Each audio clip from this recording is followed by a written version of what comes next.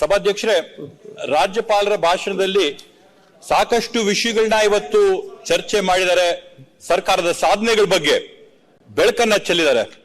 ಆದ್ರೆ ಸಭಾಧ್ಯಕ್ಷರೇ, ವಿರೋಧ ಪಕ್ಷಗಳ ವಿಪಕ್ಷಗಳ ಭಾಷಣ ಕೇಳಿದಂತ ಸಂದರ್ಭದಲ್ಲಿ ಎರಡು ಅಂಶ ಪದೇ ಪದೇ ನಮ್ಗೆ ಕೇಳಿ ಬಂತು.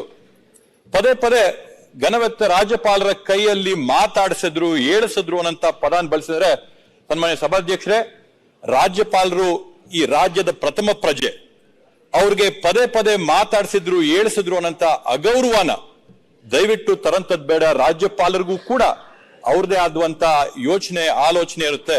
ಅವ್ರ ಇದನ್ನ ತಿಳ್ಕೊಂಡು ಭಾಷಣ ಮಾಡ್ತಾ ಇರ್ತಾರೆ. ಪದೇ ಪದೇ ಅದನ್ನ ಪ್ರಸ್ತಾಪ ಮಾಡುವಂತದ್ದು ಬೇಡ ಅಂತ ನಾನು ಭಾವಿಸ್ತೀನಿ ಸಭಾಧ್ಯಕ್ಷರೇ. ಮುಂದುವರೆದು ಈ ಸಭೆಯಲ್ಲಿ, ಈ ಚರ್ಚೆಯಲ್ಲಿ ಆರ್ಥಿಕ ವ್ಯವಸ್ಥೆ, ಸಾಮಾಜಿಕ ವ್ಯವಸ್ಥೆ ಇವೆಲ್ಲವನ್ನೂ ಕೂಡ ಸಾಕಷ್ಟು ಚರ್ಚೆ ಆದ್ರೂ ಕೂಡ ಸುತ್ತಿ ಬಳಸಿ ವಿಷಯಗಳೆಲ್ಲಕ್ಕೆ ಬಂತು ಅಂತಂದ್ರೆ ಎಲ್ಲ ಕೂಡ ಶ್ರೀರಾಮನ ಹತ್ರ ಬಂತು. ಯಾವುದೇ ಚರ್ಚೆ ಇವತ್ತು ಕೂಡ ಸದನದಲ್ಲಿ ನಡೆದಂತ ಚರ್ಚೆ ಶ್ರೀರಾಮನ ಹತ್ರನೇ ಬಂದಿದೆ.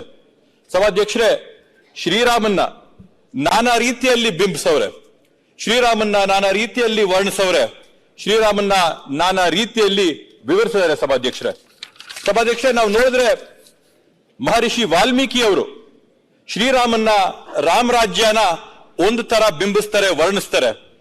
ಮುಂದುವರೆದು ಪ್ರಚಲಿತವಾದ್ದು ಎಲ್ಲ ಕಡೆ ಓದಕ್ ಸಿಕ್ಕಂತದ್ದು ತುಳಸಿದಾಸ್ ಅವರ ರಾಮಚರಿತ ಮಾನಸ ಏನಿದೆ, ಅದರಲ್ಲಿ ತುಳಸಿದಾಸ್ ಅವರು ರಾಮನ್ನ, ರಾಮರಾಜ್ಯನ ಒಂದು ರೀತಿಯಾಗಿ ಬಿಂಬಿಸ್ತಾರೆ, ವಿವರಿಸ್ತಾರೆ, ಅದಕ್ಕೆ ಒಂದು ಬಣ್ಣ ಕಟ್ತಾರೆ, ಅದಕ್ಕೊಂದು ಗೌರವನ ಕೊಡ್ತಾರೆ. ನಮ್ಮ ಕರ್ನಾಟಕ ರಾಜ್ಯದ ರಾಷ್ಟ್ರ ಕವಿಗಳಾಗಿದ್ದಂತ ಕುವೆಂಪು ಅವರು ಕೂಡ ಶ್ರೀರಾಮಾಯಣ ದರ್ಶನದಲ್ಲಿ ಅವ್ರದ್ದೇ ಆದಂತ ಅನಿಸಿಕೆಯ ಪ್ರಕಾರವಾಗಿ ರಾಮನ್ನಾಗಿರ್ಬೋದು, ರಾಮ್ ರಾಜ್ಯದ ವಿವರಗಳಾಗಿರ್ಬೋದು ನಮ್ಮೆಲ್ಲರ ಜೊತೆಗೂ ಕೂಡ ಹಂಚಿಕೊಳ್ತಾರೆ. ಆದ್ರಿಂದ ಸಭಾಧ್ಯಕ್ಷರೇ, ರಾಮನ ನಾವು ನಾನಾ ರೀತಿಗಳಲ್ಲಿ ನೋಡ್ಬೋದು, ನಾನಾ ರೀತಿಗಳಲ್ಲಿ ಬಿಂಬಿಸ್ಬೋದು, ನಾನಾ ರೀತಿಗಳಲ್ಲಿ ವರ್ಣಿಸ್ಬೋದು. ನಮ್ಗೆ ಮತ್ತೆ ವಿಪಕ್ಷಗಳಲ್ಲಿ ಇಷ್ಟು ಸಂಘರ್ಷ, ಇಷ್ಟು ಗಲಾಟೆ, ಇಷ್ಟು ಚರ್ಚೆಗಳು ನಡೀತಾ ಇದೆ ಅಂದ್ರೆ ನನ್ನ ಒಂದು ಭಾವನೆ, ನನ್ನ ಒಂದು ಅನಿಸಿಕೆ ಅಂದ್ರೆ ನಾವು ರಾಮನ್ನ ಯಾವ ದೃಷ್ಟಿಕೋನದಿಂದ ನಾವು ನೋಡ್ತಾ ಇದೀವಿ ಅನ್ನೋದ್ರಿಂದ ಈ ಎರಡು ಚರ್ಚೆಗಳಾಗ್ತಿರ್ತಕ್ಕಂಥದ್ದು. ಸನ್ಮಾನ್ಯ ಸಭಾಧ್ಯಕ್ಷರೇ, ನಾನಾದ್ರೂ ಭಾವಿಸಿದ್ದೀನಿ ಶ್ರೀರಾಮನ್ನ ನಾವು ಯಾವ ತರ ನೋಡಿದ್ವಿ ಅಂದ್ರೆ ಮಹಾತ್ಮ ಗಾಂಧೀಜಿ ಅವರ ಕಲ್ಪನೆ, ರಾಮ ಮತ್ತೆ ರಾಮರಾಜ್ಯ ಅಂತ ಮಹಾತ್ಮ ಗಾಂಧೀಜಿ ಅವರ ಕಲ್ಪನೆ ಏನಿತ್ತೋ ಆ ಒಂದು ಕಲ್ಪನೆಯ ಅಡಿಯಲ್ಲಿ ಇವತ್ತು ನಾವು ಶ್ರೀರಾಮನ್ನ ನೋಡ್ತಾ ಇದೀವಿ. ವಿರೋಧ ಪಕ್ಷಗಳು, ವಿಪಕ್ಷಗಳು ಶ್ರೀರಾಮನ್ನ ಬೇರೆ ರೀತಿಯಲ್ಲಿ ನೋಡ್ಬೋದು.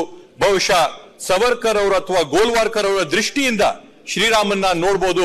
ಅದ್ರ ಬಗ್ಗೆ ನಮ್ಗೆ ಯಾವೊಂದು ಅಭ್ಯಂತರ ಕೂಡ ಇಲ್ಲ. ಸನ್ಮಾನ್ಯ ಸಭಾಧ್ಯಕ್ಷರೇ, ಇವತ್ತು ಮಹಾತ್ಮ ಗಾಂಧೀಜಿಯವರ ರಾಮರಾಜ್ಯದ ಕಲ್ಪನೆ ಯಾವ ತರ ಇತ್ತು ಅಂತ ಹೇಳಿದ್ರೆ, ಅವರು 1929ನೇ ಇಸ್ವಿಯಲ್ಲಿ ಒಂದು ಮಾತು ಹೇಳ್ತಾರೆ ಸಭಾಧ್ಯಕ್ಷರೇ. ಬೈ ರಾಮ್ ರಾಜ್ಯ I do not mean Hindu ರಾಜ್ಯ, ಐ ಮೀನ್ ಬೈ ರಾಮ್ ರಾಜ್ಯ ಡಿವೈನ್ ರಾಜ್ಯ, the kingdom of God. For me, Ram and Rahim are one and the same deity. I acknowledge no God but the one God of truth and righteousness. ಅಂದ್ರೆ ಮಹಾತ್ಮ ಗಾಂಧೀಜಿ ಅವರು ಏನ್ ಹೇಳ್ತಾರೆ, ರಾಮ್ ರಾಜ್ಯದ ಅರ್ಥ ಹಿಂದೂ ರಾಜ್ಯ ಅಲ್ಲ, ರಾಮ್ ರಾಜ್ಯದ ಅರ್ಥ ಧರ್ಮ ಇರ್ತಕ್ಕಂಥ ರಾಜ್ಯ ಅಂತೇಳಿ, ನಾನು ಪಾಲನೆ ಮಾಡ್ತಕ್ಕಂಥ ದೇವರು ಒಂದೇ ದೇವರು, ಅದು ಸತ್ಯ ಮತ್ತೆ ಧರ್ಮ.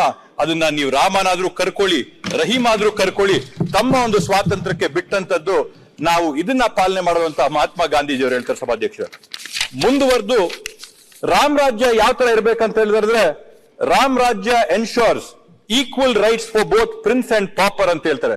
ಅಂದ್ರೆ ದೇಶದಲ್ಲಿರ್ತಕ್ಕಂಥ ಮಹಾರಾಜನಾಗಿರ್ಬೋದು ಅಥವಾ ಕಡ ಬಡವನಾಗಿರ್ಬೋದು, ಎಲ್ಲರಿಗೂ ಕೂಡ ಸಮಾನವಾದಂತ ಹಕ್ಕುಗಳು, ಸಮಾನವಾದಂತ ಅವಕಾಶಗಳು ಕಲ್ಪಿಸ್ಕೊಡಂತ ಒಂದು ರಾಜ್ಯನೇ ರಾಮ್ ರಾಜ್ಯ ಅಂತ ಹೇಳ್ತಾರೆ. ಸಭಾಧ್ಯಕ್ಷರೇ, ರಾಮ್ ರಾಜ್ಯ ಇಸ್ ದ ಲ್ಯಾಂಡ್ ಆಫ್ ಧರ್ಮ, a realm of peace, harmony, happiness, young and old, high and low, all creatures on earth itself ಅಂತ ಹೇಳಿ. ಅಂದ್ರೆ ರಾಮ್ ರಾಜ್ಯದಲ್ಲಿ ಧರ್ಮ ಇರುತ್ತೆ, ರಾಮ್ ರಾಜ್ಯದಲ್ಲಿ ಶಾಂತಿ ಇರುತ್ತೆ, ಸೌಹಾರ್ದತೆ ಇರ್ತದೆ, ಸಂತೋಷ ಇರ್ತದೆ. ಕಿರಿಯರು ಹಿರಿಯರು ಎಲ್ಲರೂ ಕೂಡ ಶಾಂತಿಯಿಂದ, ಸುಭಿಕ್ಷೆಯಿಂದ, ಕೆಳವರ್ಗದವರು ಮೇಲ್ವರ್ಗದವರು ಅನ್ನಂತ ಯಾವೊಂದು ವ್ಯತ್ಯಾಸ ಇಲ್ಲದೆ ಇರಂತ ಒಂದು ನಾಡು ರಾಮ್ ರಾಜ್ಯ. ಸಭಾಧ್ಯಕ್ಷರೇ, ಈ ಗಾಂಧೀಜಿಯವರ ಕನಸಿನ ರಾಮ್ ರಾಜ್ಯನ ಸೃಷ್ಟಿ ಮಾಡಕ್ ಹೊರಟಿರ್ತಕ್ಕಂಥ ಸರ್ಕಾರ ಯಾವ್ದಾದ್ರಿದ್ರೆ ಸನ್ಮಾನ್ಯ ಸಿದ್ದರಾಮಯ್ಯ ಡಿ ಕೆ ಶಿವಕುಮಾರ್ ನಮ್ಮ ಕಾಂಗ್ರೆಸ್ ಸರ್ಕಾರ ಅಂತ ನಾನು ಹೆಮ್ಮೆಯಿಂದ ಹೇಳ್ಕೊಂತೀನಿ. ಸಭಾಧ್ಯಕ್ಷರೇ, ಅನುಕ್ಷಣದ ಸುದ್ದಿಗಳಿಗಾಗಿ ವಿಸ್ತಾರ ನ್ಯೂಸ್ ಯೂಟ್ಯೂಬ್ ಚಾನೆಲ್ ಸಬ್ಸ್ಕ್ರೈಬ್ ಮಾಡಿ. ಹೊಸ ಸುದ್ದಿಗಳ ನೋಟಿಫಿಕೇಶನ್ಗಾಗಿ ಬೆಲ್ ಐಕಾನ್ ಕ್ಲಿಕ್ ಮಾಡಿ.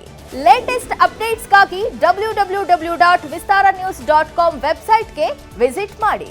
ಅಂಗೈಯಲ್ಲೇ ಜಗತ್ತಿನ ಸುದ್ದಿ ತಿಳಿಯಲು ವಿಸ್ತಾರ ನ್ಯೂಸ್ ಕನ್ನಡ ಆಪ್ ಡೌನ್ಲೋಡ್ ಮಾಡಿ.